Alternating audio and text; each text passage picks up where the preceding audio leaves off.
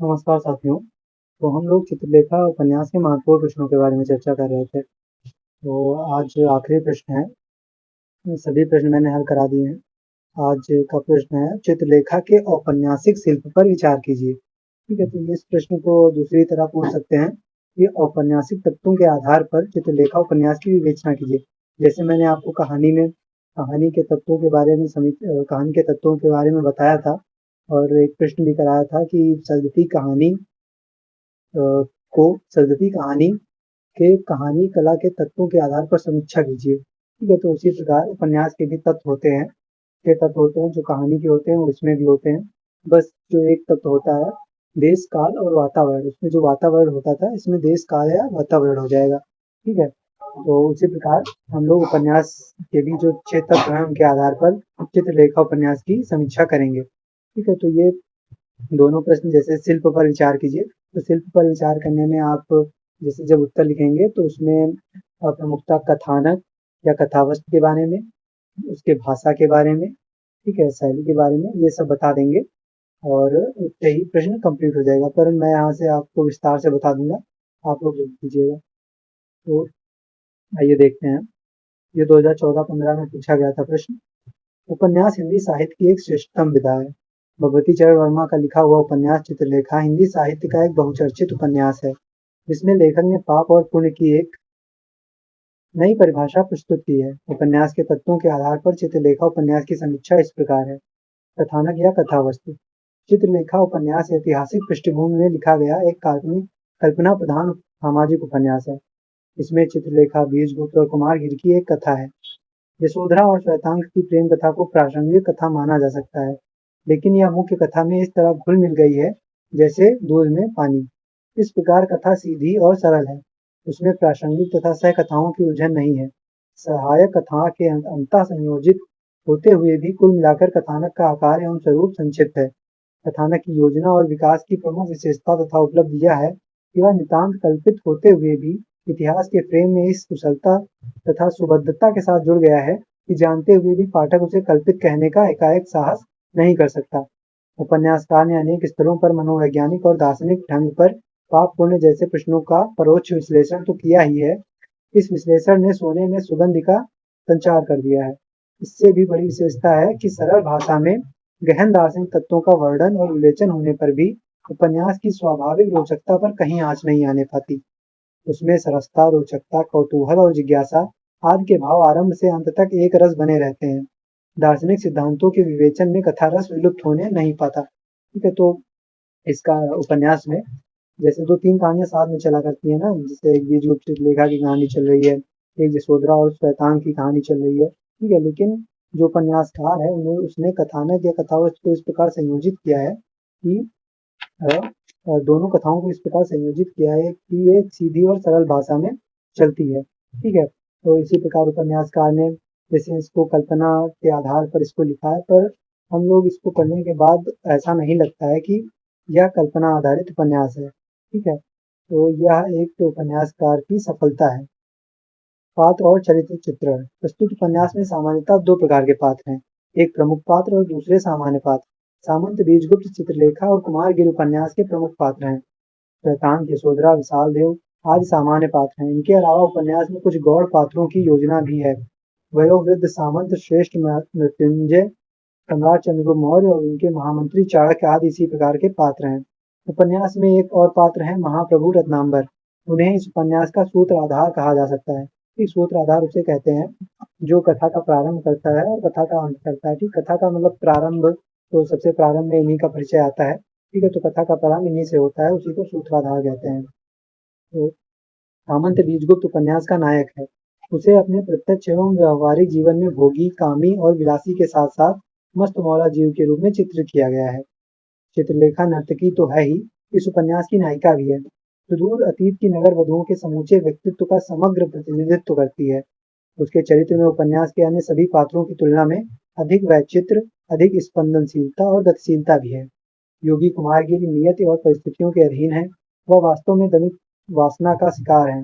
तभी तो नर्तकी चित्रलेखा का प्रथम साक्षात्कार ही उसे अपने योग साधना के आसन से हिला देता है। फिर चित्रलेखा का एक संस्पर्श तो सहसा एक विस्फोट के साथ उसके समस्त योगाभ्यास और साधना के प्रयत्न को भस्मसात ही कर देता है। उपन्यासकार जिस समस्या या मूल प्रश्न को लेकर चला था, उसकी दृष्टि से योगी कुमार गिरी का चरित्र चित्रण अत्यधिक स्वाभाविक और सफल हुआ है।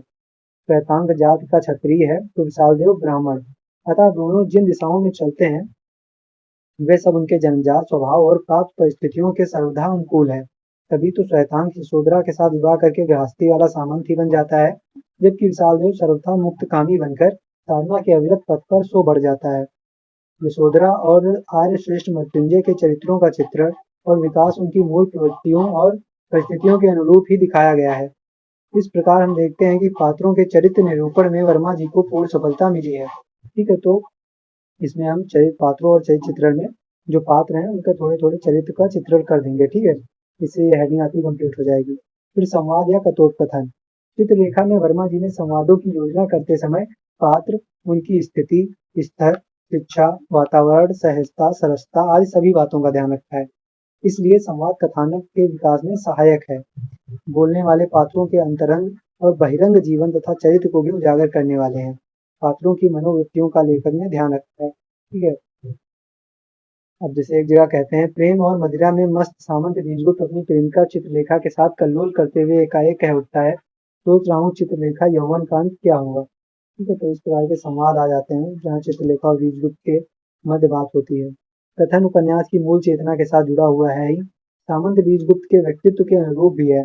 दार्शनिक विवेचन करने वाले संवादों में विषय के अनुरूप गहनता और तादात्म्य है, जबकि प्रेमियों के संवादों में अंतरंगता और सहज चांचल्य देखा जा सकता है। एक जगह बीजगुप्त में या चित्रलेखा में, एक जगह बीजगुप्त और दोनों चित्रलेखा का संवाद होता है, उसमें बीजगुप्त कहता है कि तुम मेरी मादकता हो, तो चित्रलेखा बोलती है और तुम मेरे उन्माद। ठीक है, तो ये संवाद का एक उदाहरण हो जाएगा।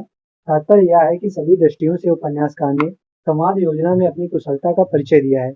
कहीं यदि संवाद को लंबे भी प्रतीत होते हैं तो भी उनमें शुष्कता, नीरसता और अनावश्यकता आदि का आभास नहीं होता।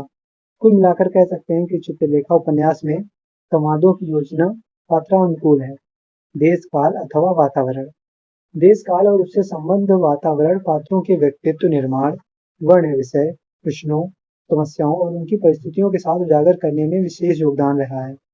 इससे कथानक में सजीवता और स्वाभाविकता आती है। पात्रों के चरित्रों को समझने में सहायता मिलती है। यह चित्रण उपन्यास में दो प्रकार से होता है, प्रथम अंतरंग रूप से और दूसरा बहिरंग रूप में। अंतरंग रूप का संबंध पात्रों के व्यक्तिगत जीवन, उनके चरित्र, समस्याओं और प्रश्नों आदि से होता है। बहिरंग वातावरण के चित्रण का संबंध देश काल के अनुरूप प्राकृतिक, भौगोलिक आदि से संबंधित परिवेश के साथ रहा करता है। पात्रों की स्थिति, रहन सहन, खान पान, उत्सव त्योहार एवं अन्य बाहरी बातों का चित्रण भी वातावरण के इस रूप के अंतर्गत आता है। चित्रलेखा में दोनों प्रकार के वातावरण का चित्रण हुआ है। ठीक है, तो वातावरण से उपन्यास में जीवंतता आती है। ठीक है, और किस प्रकार वातावरण का चित्रण किया जाता है वो मैंने बता दिया, एक बहिरंग रूप में, एक अंतरंग रूप में। ठीक है, उपन्यास में कथानक को जो ऐतिहासिक परिवेश प्राप्त हुआ है वह चंद्रगुप्त मौर्य के शासन काल के आंतरिक और बाह्य वातावरण, सामंतों का वैभव विलास, उनकी प्रवृत्तियां, उनके रहन सहन के ढंग, उत्सव व्यवहार आदि सभी को उपन्यासकार ने उजागर किया है। सामंत बीजगुप्त और आर्य श्रेष्ठ मृत्युंजय, भवनों का निर्माण, पाटलिपुत्र के राजपथों, गलियों, बाजारों में झूमते हुए रथों से प्राचीन राजसी सामंती नगरों के चित्र उजागर हो जाते हैं। सम्राट चंद्रगुप्त मौर्य के राज दरबार के चित्रण से यह भी स्पष्ट हो जाता है कि उस युग के राज दरबार केवल न्याय व्यवस्था या राजनीतिक चर्चा करने के स्थल मात्र नहीं थे, बल्कि वहां गहन गंभीर ज्ञान, कला, साहित्य, संगीत आदि की गंभीर चर्चाएं भी हुआ करती थी। इस प्रकार हम कह सकते हैं कि चित्रलेखा उपन्यास में देश काल एवं वातावरण का चित्रण उच्च कोटि का हुआ है। ठीक है, अब भाषा शैली। उपन्यासकार भगवती चरण वर्मा कवि भी हैं। ठीक है, इन्होंने कई काव्य ग्रंथ भी लिखे हैं। प्रस्तुत उपन्यास की भाषा सभी दृष्टियों से सजीव और संयत है। उसमें विषय के अनुरूप ही प्रसाद, ओज और माधुर्य गुणों का समावेश मिलता है। प्रवाहमयता, पात्रानुकूलता, सहजता एवं सरलता है।